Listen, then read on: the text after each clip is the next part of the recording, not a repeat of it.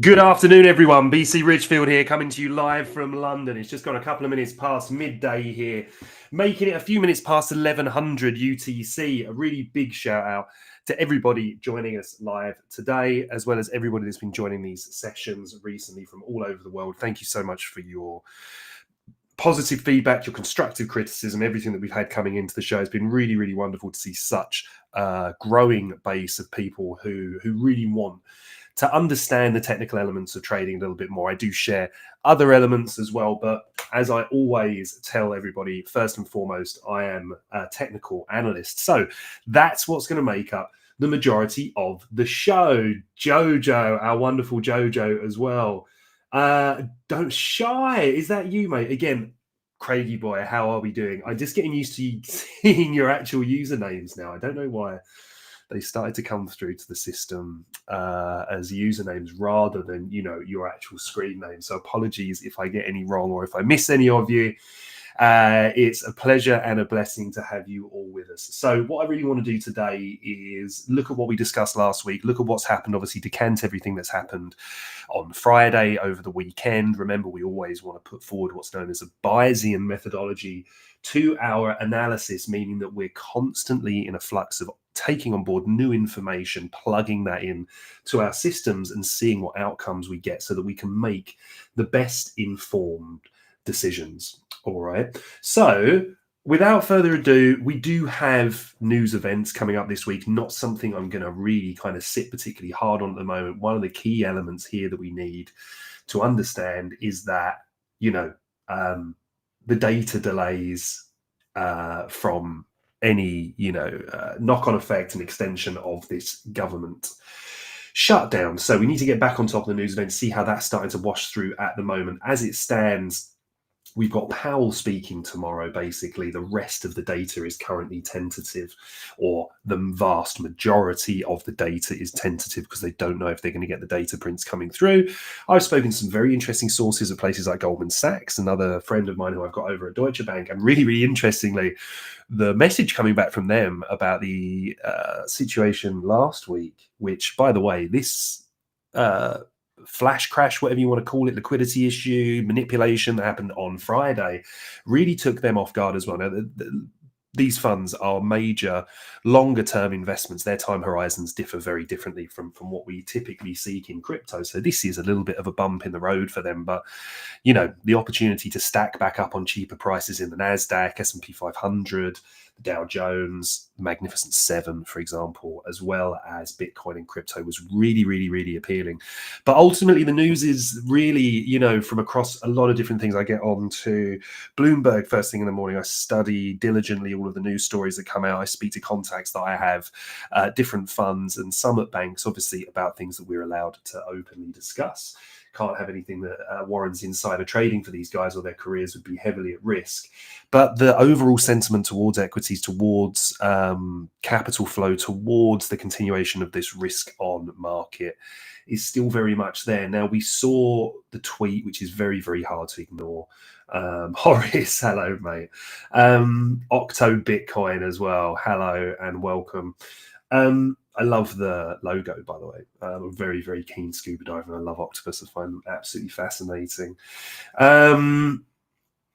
Yeah, Jojo's saying there's no direction from bond markets tonight, so will be interesting. Yeah, agreed. Also, when we look at the fixed income, story as well, ultimately, major funds will kind of break down any of their risk assets. They'll offset them typically with bonds in this environment, right? So you're holding both, one being a hedge for the other.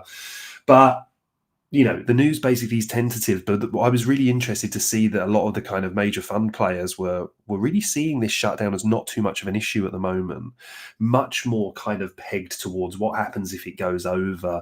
I believe it's either 14 or 17 days. This is all from memory at the moment, which is probably not the best approach. But over that time period is the longest lockdown that we've had historically, I believe. So the kind of concerns come in the longer that this drags on. And at the moment, it doesn't really seem to be finding any kind of finite decision, right? So that's what we'll need to do. And Jojo makes a good point here as well. Tomorrow will be the first day of US quarterly earnings season. Now, the kind of headline stuff to understand about this is that major risk assets, especially the indexes, so the indices, the NASDAQ, S&P 500, etc., when we're looking at stocks such as NVIDIA that have just been really ripping and really propping a lot of these indexes up, as well as other stocks have chip manufacturers. We've seen it kind of go into metals as well, if you're looking at, obviously, other instruments. But I think the underlying factor here is that all of that is underpinned with good earnings at the moment. A lot of people talking about this being a bubble. I'm not sure I fully agree with that at the moment, because if you look back, or if you have any strategies or any way of kind of reviewing historical data, bubbles are typically their most dangerous when they're financed on debt. That's what happened in the dot-com bubble. We had these wild valuations of companies that had no earnings, or not particularly good earnings in some cases, was incredibly speculative, and all of that was being based on debt. So when that thing blew up, it blew up badly. All right. What we need to realize here from the AI battle, people talking about this is capital expenditure that's paying for this, right? So there isn't that. I think I was listening to Brent Donnelly and Alfonso Picadillo yesterday talking about this, and I think they were saying it's like, I don't know, the low percentages of this are debt finance, which takes it a long way away from that. So henceforth, Friday, the key discussions that we had with members, and I shared this on Twitter as well, is that the time at that point wasn't to panic. The chances are that flash crash was going to start to get bought up. And then you throw on top of that Trump coming out and then saying, oh, this was all a huge misunderstanding. I think everybody has their own opinions. I think we're in a situation where one of the world's most powerful people is more than happy to take a gigantic shit on his people and everyone around the world for his own means. He will have got rich off this. His family would have got richer. His family would have done as well as his close circle. I don't think I want to be part of a world, to be honest, when people that we entrust with that much power are happy to do such things. I'm a fan of Trump in some respects, and I don't want to make this a politically driven show, but, people that are entrusted with such power should ultimately respect it more. If not, you may as well be, Vladimir Putin or Z, and just be in a dictatorship rather than a so-called democracy. Anyway, we can't do anything about that. I can't change what he wants to do. We can only be reactive to it, and we are in a very reactionary market. So I want to show you what I mean by that, how we as a team have been taking on these plays. The other thing I'd just like to say, just to begin the show with now, we are going to open on a Monday evening. We gather all of our analysts together, in my opinion, some of the best in the space, and cover everything from technicals, fundamentals, news, equities, kind of bigger picture, macroeconomics as well. On a private call that we host in the evenings, we just gather our thoughts together, our plans. We're not there to influence one another. We're there to draw on that collective understanding of the markets. And that's exactly what we're going to be doing tonight. Now, I think at the moment that we are looking to open the Discord for non-members as well. And there's a few things going on, but I know there's a lot of different ways, if you check out Crypto Birb's profile and probably the Birb Nest profile as well, that you can get access to the Discord.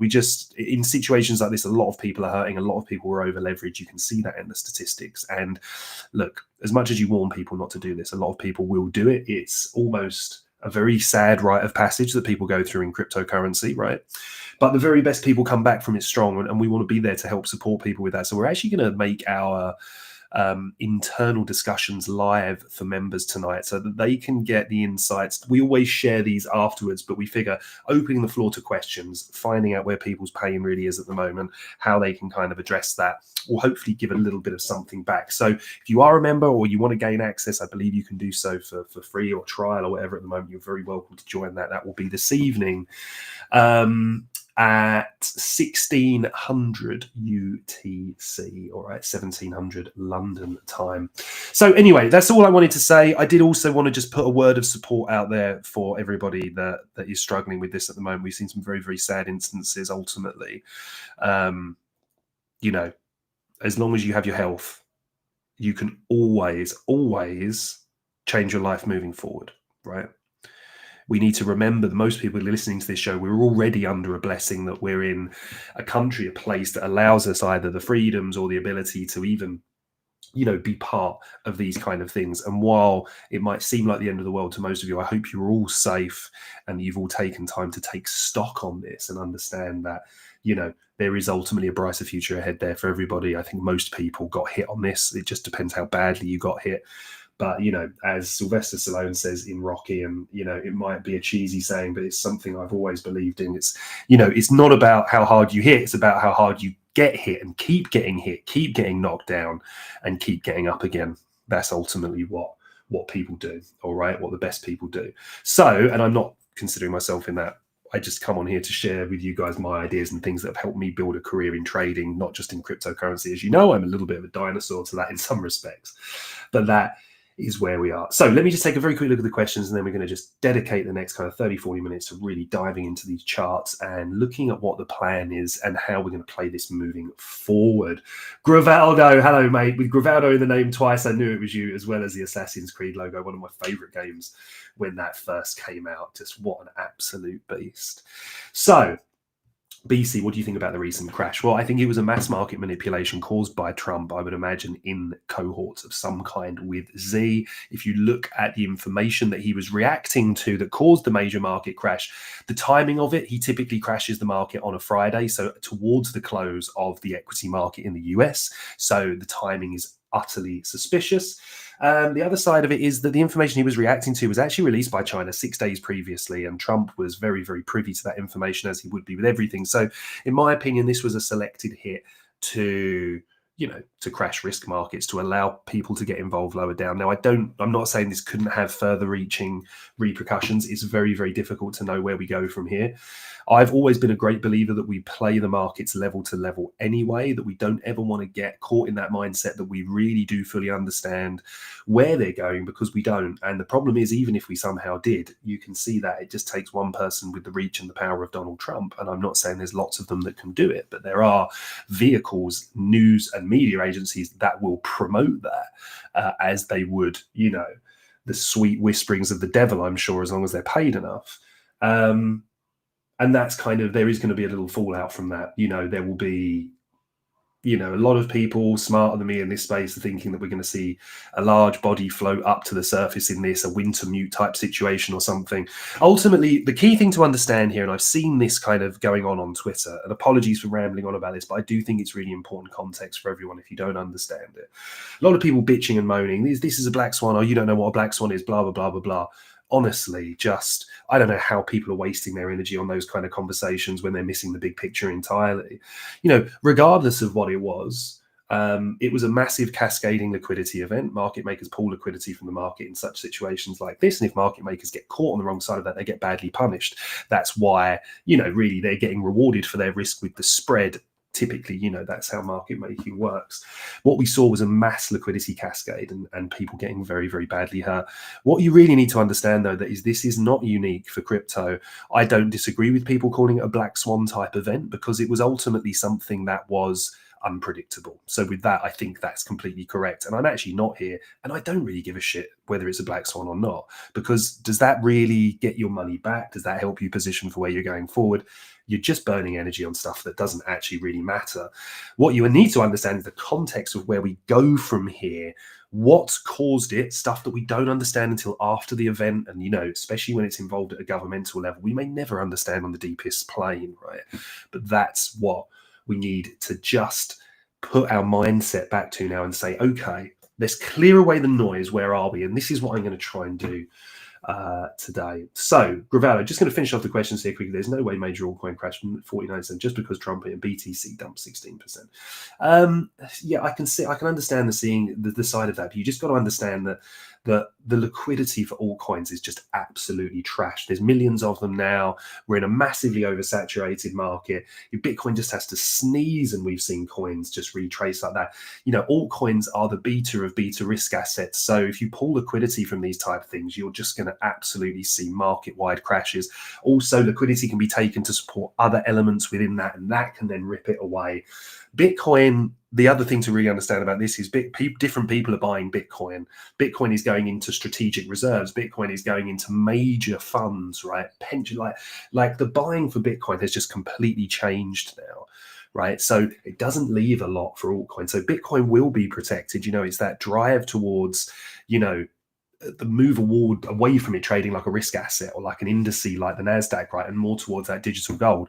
Look at what we've seen here. We've seen, risk assets going up alongside gold, and we've seen them all coming back down together as well. It's not a market for correlation. If we look at historically as well, it's not a market for seasonality. Seasonality last year, the year before, would have made you an incredible amount of money. This year, it would have lost you an incredible amount of money, right? So there's always a shift and a dynamic environment that we need to try and understand in this respect. But I can understand your skepticism on that front. I really can. Exchanges now doing crime. I mean, I think it's a little bit more like a liquidity issue. Binance, I know people were struggling to buy certain bits on Binance, and this isn't to defend them because I don't know, right? But I do know people that work at major exchanges, people that have built these kind of things over many, many years. And what I would say is that in these major kind of events, then exchanges can choose, as governments can choose to do as well, can choose to intervene. I know that's incredibly frustrating. It doesn't answer everybody's question. And I'm not saying that's what they did. I'm not defending them. I don't know what they did, but I'm certainly not going to villainize them either here. I think what we saw ultimately was a mass liquidity cascade that I don't think exchanges had, really much that they could stand in the way of. Understanding that altcoin investment and doing it with leverage is, you may as well basically be at the casino. You can have some big wins, but it's very difficult to protect yourself against those massive losses as well. Mr. Brownback, the problem's not leverage, it was slippage. Yeah, slip not quite fulfilled. Yeah, exactly. Mass liquidations, exactly right. That the speed of those markets as liquidity is removed. You can't get out of those positions. People get trapped. You get in a massively overcrowded position where there's no buyers for the sellers. And that's what people forget sometimes. The fact that the market is a place of auction, right? Price is always in an auction. For one side to be fulfilled, you need the other side. For every buyer, there needs to be a seller for that amount as well, and for every seller, there needs to be a buyer. And if you've only got sellers and you remove those buyers, they're not going to kick in until a certain level. And that hopefully kind of brings me on to the end of my ramble to this point here, right? So we're going to dive into the charts now. We're going to start with Bitcoin. We're going to take a look at the dollar index as well, other things that we plug into our risk matrix, such as the volatility index, the VIX, as well as looking like the major kind of risk on currencies or the higher yielding currency pairs. I'm going to briefly touch on them, and then we're just going to have a little look through the key alts. Ultimately, most alts are just going to be absolutely on their knees. I think BNB set a new all-time high today, which was really, really interesting as well. So we maybe take a look at that. But if you have got something that you really want me to take a look at, do let me know in the comments. I'll do my very best. We got about 20 minutes we're going to rip through. Want to get the levels, everything sorted on Bitcoin, and then we're going to look at Ethereum as well, and probably Solana, a few other bits and pieces if we can. So quick sip of tea. Do pop it in the comments if you want me to take a look at something specific. I will try and make some time towards the end. Right, so what's this? Simply for me, these are the key areas. When we started to crash back down, saw a lot of posts from some analysts I really respect as well, really kind of looking for this 120 level here. I had this on my chart, and I'm going to show you for why. It's slightly lower at 119, just because this was the high of this week. Yeah, this was the week starting 7th of July. The high of that week capped the market just simply beautifully. And look at all the wicks trying to get above.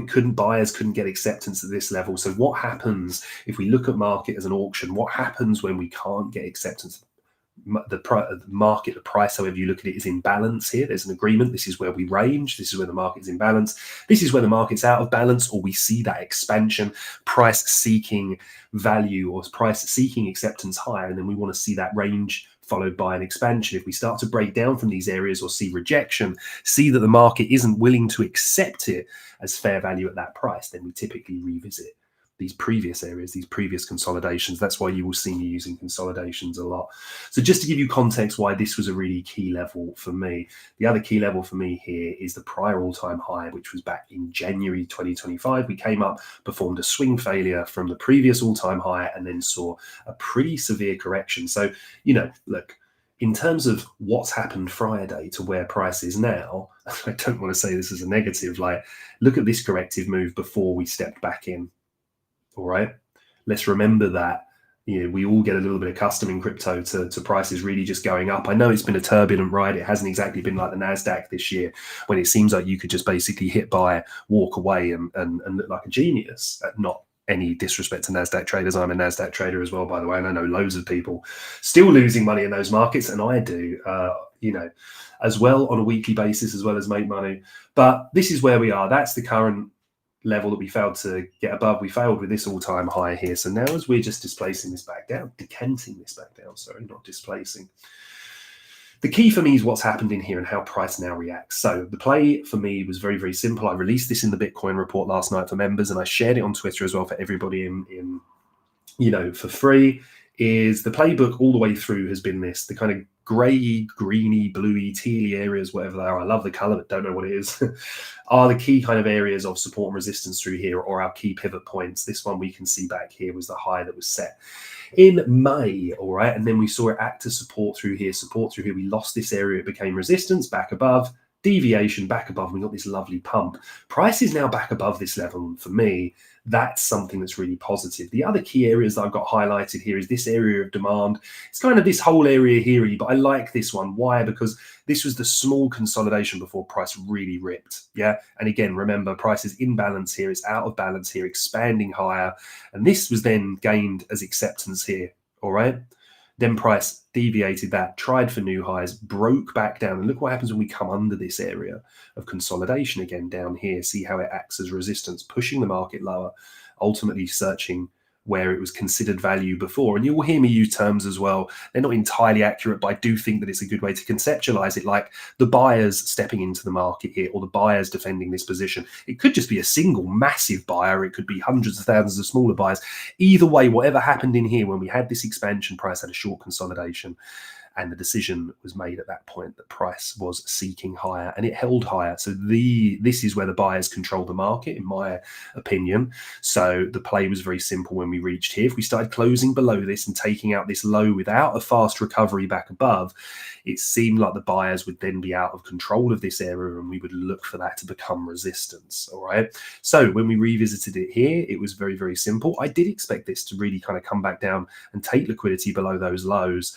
When we got back above here is when I was back in the market. I didn't enter here. I was waiting for a sweep of these to try some aggressive positions from lower, but this was the confirmation. Small consolidation in here that led to the sweep. Expansion. Look at those beautiful buyers really stepping in with these candles. Big, beautiful, big body candles. Small downside wick, large expansions.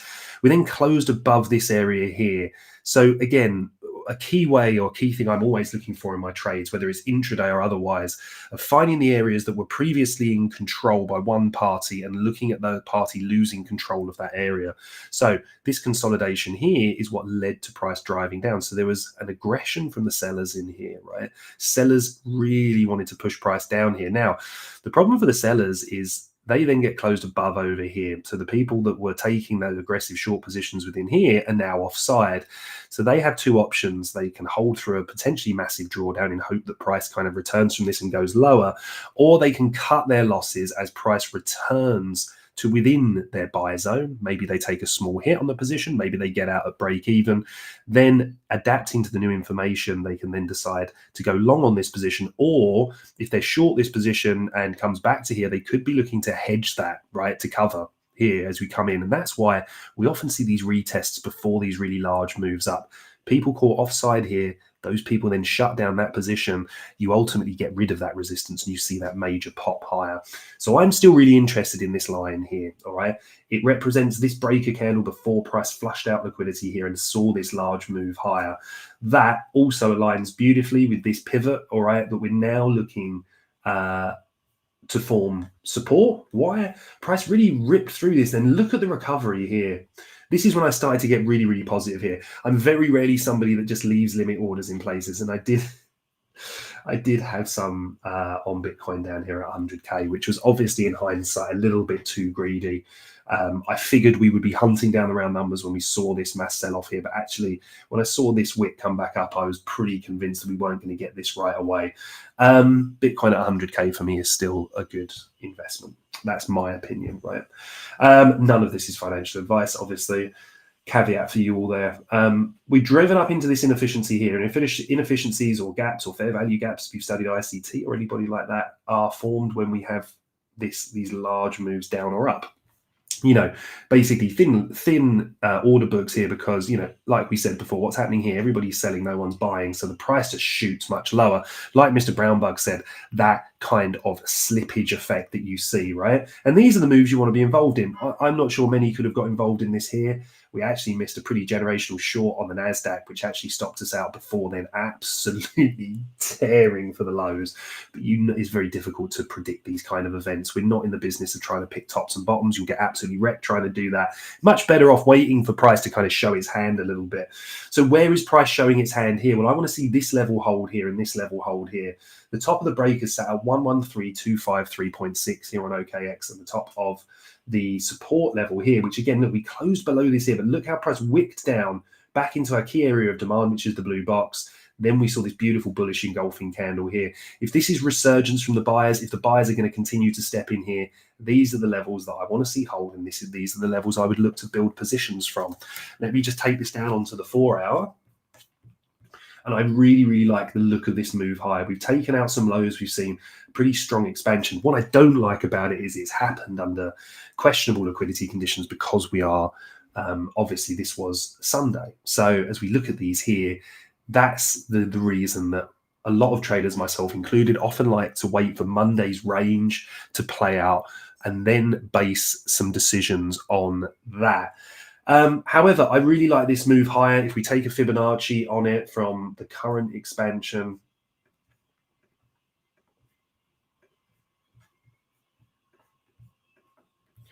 I like the fact that the breaker is sat here. It's just above the 0.5 retrace. That's a healthy retrace after we see these kind of pumps. We've also got the golden pocket sat just below this level as well. So I'll be looking for price to wick in here and give me some form of indication that it's ready to move higher, all right? For example, right, if we look at this here and this move up, and it's very, very difficult with this one, unfortunately, because we've got this massive downside wick.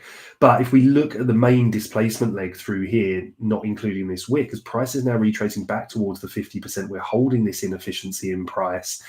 And look what happens before price has started to correct lower. Look at the candles. Look how the candles have gone from being top weighted, yeah, wicks to the low, showing absorption, yeah, showing sellers trying to continue the market lower, but buyers absorbing them.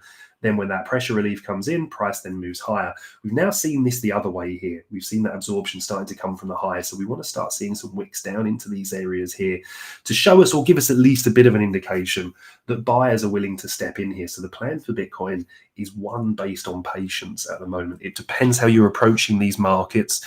If you're somebody that's approaching this from a spot perspective, which I think in truth, from what we've seen, is definitely the smartest way to play the markets. We don't just say that to people for the sake of it, right? You see it a lot, but I do see it from people I respect massively in this space as well, telling people to stay away from leverage. Leverage ultimately is what's really going to get you hurt. Traders, and the very best traders, don't use leverage like most people think they use leverage, all right? It's for margin. It's to control exposure to the market, right? It's not to kind of say, oh, great, rather than making $500 today, let me make 50 grand. Well, let's also think about that in the flip reverse. Can you afford to lose that 50K? Because that's the exposure that you're bringing on yourself. Much better to kind of hold those spot positions, build it up over time while you're kind of, absorbing, learning more about the market, but at least having yourself some exposure. It also means, like lots of us traders, right, that when you get that wrong, and you will get it wrong, you still have an asset there. If you've done your research properly, I remember, holding loads of tokens from previous bull runs where I didn't manage to get out in time. And I'm thinking, well, it's beyond my entry level here, or maybe it's just not really making a lot. You know what? I'm just going to average into this position and buy this lower. And sometimes it takes you years to accumulate in that, but that's what the smart or what the savvy investor does. So at the moment, we're correcting back lower. We're going to just take a quick look at the NASDAQ in a moment as well to see where we are with that. But I really like this area to hold here. I'm just going to pop back to the daily chart because where's my invalidation here? Well, actually, it's really, really difficult. This area has just been such a bastion of support. Yeah, this demand area.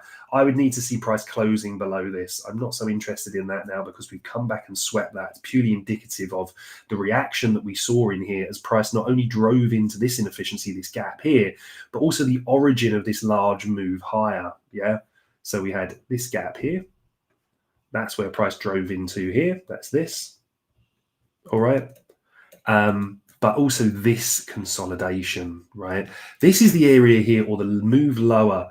But then when this, let me just zoom in for you guys. This is the up close candle. This is what we were looking for, right? Here's the low, here's the low. This was the last little shunt high before price moved lower, or some people might prefer to take a more obvious one in this candle here, right? Either way, we can see these consolidations before the sellers are caught offside and we see these large expansions higher. This is where they've got to ask themselves a big question, right? Do they get out of this position now, limit the drawdown? Do they have new information that's saying, okay, actually, you know what, with this reaction here, we've taken on board new information here and we think about flipping this position long, and then you get those large moves higher. These are the kind of things we want to see. It is a little bit congested at the moment. We haven't exactly had the cleanest price action for some time, but as long as we continue to hold above here, I'm looking higher. If we do start to drive back down into these levels, I would need to see price close below this blue box. If we did that, I think realistically we're coming back down for around about the 98,133 area, which is this untapped higher time frame swing low. All right. So I hope that's clear, guys. Really to kind of for the TLDR summary of that, holding above this area here. Yeah. And all the way down to this blue box, price was to dip back into here. We're looking for strong reactions higher. Ideally, we see reactions around about here. This obviously being the consolidation that led to this large move. And we have held this area nicely with wicks lower, but seen strong recoveries. And then we've also got obviously the prior all-time high here, which we can track back to the beginning of the year. These are the key areas to hold. While price continues to do that, I'm going to be taking a lot of my other information from traditional markets here as well. All right, so let's take a look at that. Right, so perfect. Let's pop ourselves across here to the NASDAQ. All right, sure, I've got a fair few bits, or maybe I did. Did I clear this up? Let's have a look anyway. TradingView's been a little bit slow loading the NQ data recently at the moment, so we're just going to give that a few moments. But the whole point of it is this, even looking at what we can see on the screen here, right? Look how powerful this uptrend has been. This has obviously been the biggest down close candle that we have seen in quite some time. Big shout out to TradingView again for continually crashing the NASDAQ. Thank you very much. Right, so let me just do this for a second. So while equity markets are strong, and this is where moving averages can come in really handy. All right, let me see. So, a simple 20, 50, 100 or 20, 50, 200, that kind of thing. Looking at, how intact is this trend? How strong is it? And we can see, since we really turned the corner here, ideally what you look for are these points of compression, like we saw back here, where they all get very tight. Then when they get in order, you're just looking for these bands, basically, form of support. It's been a while, I think, look how the 50 has, as we kind of traded through this, the 50 has offered support through here back in August, again through here in September. We didn't actually quite tag this here, but now price is battling with the 20 period moving average. Typically through here, if we've retested the 50 period moving average, closed back above, it's normally led to higher prices. We saw a second correction here, but this worked. Price got back above the 20, moved higher, touched the 50, closed above, very, very small move high. We won't really include that because price did flush back out again, but then look what happened when it got back above. We got that doji candle, prices then just continue to build. So one way to look at this would be to see a daily close on the NASDAQ above the 20 period SMA here, all right? And then just to kind of look at this on a lower time frame, we can see what happened here. I'm going to turn the moving averages off. Here we go.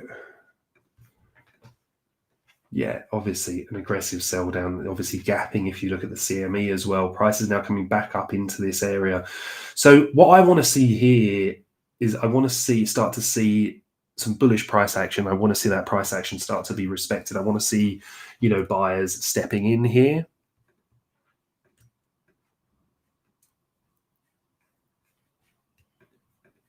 Yeah, we've got this inefficiency in here, this gap. Oh, if I draw it correctly, of course. All right, price is holding this at the moment. So the best play to start to see some strength build in here, to start seeing our kind of staircase get built towards the highs, is going to be something like this. Yeah, price moving lower here, rebalancing this area, buyers stepping in, seeing price move back above here, getting our close above this, and then using this area as a platform to move higher. Should price do that, it shows the realignment of the risk on narrative that we've had in recent times. And off the back of that, I think that's going to be really, really important for shaping how crypto starts to recover. Okay. So looking at the NASDAQ here to be that kind of leading indicator, not saying that this is going to pop and then crypto is going to follow it straight away, but just to understand that the major players in this market are exposing themselves to risk on a legacy scale. That should then mean that ultimately that risk bid is there for Bitcoin and ultimately alts as we move forward. But something we want to kind of cover on that in a moment. We're going to look at Bitcoin dominance as well. So I just want to kind of cover a few other areas with you as well. Aussie JPY, which is one of my favorite. I call this kind of a risk on, risk off currency pairing, right? Using this to kind of ascertain or to kind of confirm this risk-on manner of the markets. You're taking something like the Aussie dollar, which is a high-yielding currency, also a little bit more volatile, more of a risk-on currency, slightly tied to commodities, against the JPY, which is your traditional safe haven currency. Now, there is a change in leadership in Japan at the moment, and this could obviously change how the correlation of this works. But if we just take a look, for example, of something like this, and then we add on, say, Bitcoin, the blue line is Bitcoin, and we can see here, right, with what's on the screen, you can see pretty much, not identically, obviously, it would be ridiculous if it was, but we can see here how what's good for the goose is good for the gander, right? The risk on currency pairs are doing well. We see Bitcoin do well. Yeah. Again, this isn't an exact science. It never is. For example, we use the DXY as a correlation narrative as well. So we're looking previously, you have unbelievable correlation between DXY being negative and risk assets being positive. But with different drivers behind the dollar at the moment, it changes that outlook a little bit. So we have to be aware of that. The other thing we look for here as well is the inverse correlation provided by the VIX, the volatility index, which is now in the green. We can see as this sells off, as we're setting trending lower on this, we can see it's good for risk heading higher, and we can see the big spike that we saw here in the VIX, getting above 20 for the first time in quite a while as we saw this major drop come in. So these are the kind of areas that we're looking for in terms of recovery, and this aligns itself almost perfectly with what we're looking at the NASDAQ at the moment as well. Gold has been an interesting one, right? We're not going to really cover that too much. That's just had an absolutely mad tear. I think a lot of that is a supply-driven issue as well.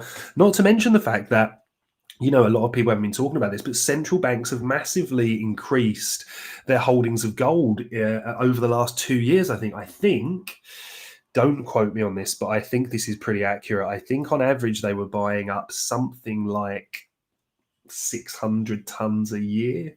I think that's averaged out at over 1,000 for the last 2 years. Back of a fag packet math, but I have seen the statistics on that, and that was really interesting. China really, really heavily leading the gold reserves as well. So we've seen a lot of different impetus going into gold, so it doesn't really give me a great correlation to risk markets at the moment. So that's why we're leaving that one on the sideline. Okay, so with that all kind of process, let's just take a quick look at Bitcoin dominance here. And this is a beautiful reaction, all right, at our key level. We said we were looking for the breakout of this level, right? Now, again, I thank you all for your DMs and bits and pieces, but if someone messages me and says, BC, you twat, you can't shade this like a chart, then you do you, I'll do me, right? This is just kind of an idea and a highlighting of the areas for which we've seen, key moves. So if we just look at this, let's put an Ethereum chart over Bitcoin dominance, which will tell you everything you need to know, hopefully anyway, that it doesn't take a genius to work out that when Bitcoin dominance is moving lower, we see, you know, that capital rotating into Ethereum and ultimately then rotating into alts. So these levels that are here for a reason is because these were key pivot points here. And the 57 level, 57.71%, is one that I've used for a long, long time. Price failed to get back down below this. So I identified the kind of key level that was really capping this, right, which was actually 58.8. Saw the breakout from this level, and it did end up being a little bit of a precursor here, or a pre-warning. Now, I'm not saying that we could have foreseen this massive crash coming in here, right? But I am saying if you watch these things, sometimes the market does tip its hat to you a little bit more than you might expect it to, but it does require something that most people don't have, myself included, which is extreme patience. If you don't have that, then just treat yourself like a child and find a way to mechanically do something about it. So me, for example, there's a few things that I have vices for. I drink too much alcohol. So to curb that, what do I do? And I've done really well at that. I've cut my alcohol consumption back by probably about 80%. And the reason for that is because I just don't keep it in the house. So I know my willpower can be really low, especially, you know, it is a demanding industry. We work very long hours in this game. It's very easy to kind of look for that relief at the end of a long or stressful day. And the other thing, which is very childlike of me, is I absolutely love Haribo and jelly sweets. So what am I going to do if I keep big tubs of them in the house? The chances are my willpower is going to fail me, and I'm going to fail myself. And by just adhering to that idea that, okay, don't keep those in the house, make sure you're treating alcohol as it should be treated, which is as a treat or as not something you're doing every single day, has really helped. It's helped me with my weight loss, my clarity of thought, everything around that, and it's got me back into my fitness a lot more, right? And that's not saying that for kudos, it's just saying that I'm really crap at those kind of things when it comes to willpower, and I find my motivation waning, so I have to put mechanisms in place. And we do the same thing with trading, right? Meaning that, you know, we weren't, as a team, we weren't massively exposed to risk off the back of this. And this did work through with our members as well. I'm not saying that everybody got protected by this. Not everybody did. You know, we have members that are hurting, members that lost in this, some because they were overexposed, some because, you know, they weren't able to get out of positions. Ultimately, we're all in this together to try and, you know, get everybody to a better future in that respect. So anyway, Bitcoin dominance, just want to see this lower. If you want to start seeing the alts pop off, this is a good start. But again, look, if this was our key kind of point here, and let's extend these across a little bit as well, then I think, you know, if we start seeing price come back down here on Bitcoin dominance, what we start seeing Bitcoin dominance drop. So I want to see it back under this, back within this kind of ranging area. We could start to see some of that capital rotate. All right, let's finish up by taking a look at ETH. So we can see what we've got on the charts here. Let me explain my thought process here, which I outlaid actually on Twitter. We can see this area, which I'll show you on the 4 hour, was capping price. We saw the rejection at the value area high, meaning that our plan was to trade it to the value area low. Very, very nice. Now, the expectation from me here was that we would find support in this area on the 4 hour. We would reclaim the range if we had a good reaction at this. Ultimately, this is now an area that we're looking to offer key resistance as well as the value area low. So I'm going to build up a plan and process as to where we go from here. Just to kind of give this a little bit more context for you, these are just the key levels that I watch on ETH. This has been a key resistance, offered a great resistance to support flip here, supported price through here. This was another key level that did exactly the same, all right? A mixture of resistance and support through these areas, most of which have led to larger moves lower or higher. So as we look at this here, I'm just going to build some context. The other thing, remember, we look for, just like we did on Bitcoin, is this level here, which did such a good job previously of starting this move higher, breaking above this level. Why is that important? You might look at that and think, well, that's not really the biggest move. This move here was bigger, but look how well this level did at suppressing price. Yeah, all the way through from March 2024, resistance, resistance, resistance, price failing to get above, ultimately being one of the greatest areas to sell Ethereum for, as our green line down here is one of the best to buy it at, all right? So when we recovered this area, this was a no-brain buy, this was a no-brain buy, this was a no-brain buy here. Actually, this was a little bit tricky because we did deviate this area, but back above here was absolutely key. And price is back above that level. You know, I really want to see a little bit more expansion above here, but we've got a daily close above here. We've got a lot of absorption coming in from lower, showing us people were actively adding ETH down here and in large quantities as well. Not entirely true. Actually, I would want to back that up with actual data. But, from what we can see here on the charts, so where does that leave us? Let me show you the plan on the 4 hour that we were looking for. Right, price had broken down here. We were engaging with the value area low. This is the plan that I outlaid. You can go and look at it on Twitter, go and look at it over at the Birb Nest as well. For price to come back down, sweep this level fine, and come back into this key area of demand, expand above. And when we get back above this consolidation, remember, if this was the consolidation that pushed price lower, I was looking for a recovery here to sit the bullish narrative we had at the time. But let's not forget, we weren't exposed to longs here, because when we got this rejection here, this was the breaker. Remember, this is the area buyers moved price higher. Those buyers were then caught offside. They mitigated, they hedged, they moved out of their positions here, and we got that move lower. So we're just looking for something similar within here. If this was such a key level, this consolidation here is now offering resistance to price. All right, if we look at this black line and we move it across to here, as well as obviously the value area. Now, I know we would stretch the value area again to here. This has been projected forward. The value area actually stops about here, yeah. But this is the value area I'm interested in, because this was the level that was lost. So I think we've seen that underside retest. If we extend the range across from here, now the key area for me here is price holding this. Yeah, we haven't really regained any form of structure here. There is still going to be obviously a little bit of a tentative nature to the markets, but as we can see here, we've got that sell off. We're now back above this level. So the key play for me here, and this is going to wash through with most alts as well, is we need to now hold this expansion. One of the cleanest ways to monitor that is to use your Fibonacci's.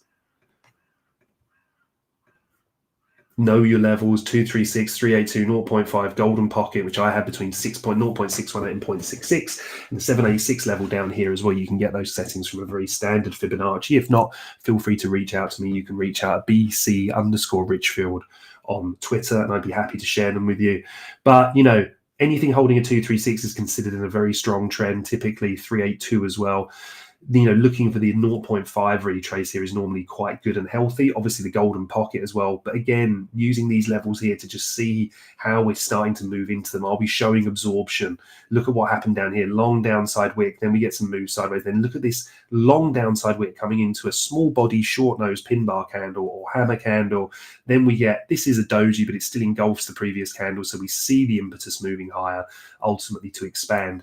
The key with these at the moment is the same for alts as well. We need to see these levels hold and offer some form of support. If we look just back down our base here for a minute, I think if we look at Solana, for example, a wonderful world of squiggles that we're in. Yeah, this was the area we're looking to hold. The risk here is this was the key demand that led to this expansion higher. It led to supporting price higher here as well. We're now underneath this. There's as much chance this acts as resistance now. So for something like Solana, look, if this was the base that sent us higher, we want to see price, reconfirming that. If not, then there's a chance we see this act more as resistance. And this will be very, very similar, for most. I'll take a little look at Asta as well, because somebody did ask me for that previously. I know that's on a lot of people's minds as well. Obviously, very, very short time frame. I did explain that this was a really good buying opportunity down here. We got to it. I just didn't really expect us to just flush straight down to it pretty much overnight. However, we did come back down into the equal lows. We got a nice buy off here. I added Asta in here as well. I did say I did a typical trader's move here, and I did get out of most of my positions in this area here, as I sold it previously in this area. And I am still holding a bag of it, right? So in that respect, I'm as underwater as most for what's left.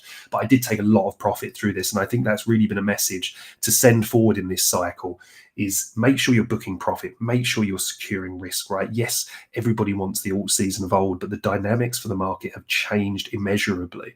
We're looking at a market now that's flooded with tokens, most of them absolutely useless as a fart in a space. So, and you've got liquidity issues because of that, saturation issues because of that as well. You need to really understand these projects on a fundamental level, on the level of how engaged they are with communities, what's their kind of presence in the market as well, and why should people be buying these? Right. By the way, I think Asta fits all those narratives, right? When we looked at that, and especially when we look at the backing from someone like CZ, but this really is the key level here. All right, this was the major pivot for me. Resistance through here, big move above this level was bought up aggressively. People bought into this again, which has led to this pump, but we need to see this kind of hold. So I think a line in the sand for me here is going to be this. This supports Aster, or you get something like this, right? We move up from here, or we get sharp deviation, sharp reclaim, and we move up, or sharp move down. We see resistance here, and I think price does fall off a cliff. This huge inefficient move right down to the base. All right, not saying it's going to retrace all the way to there, but that's the last piece of real information that we've got in terms of where the buyers, obviously stepped in on the launch.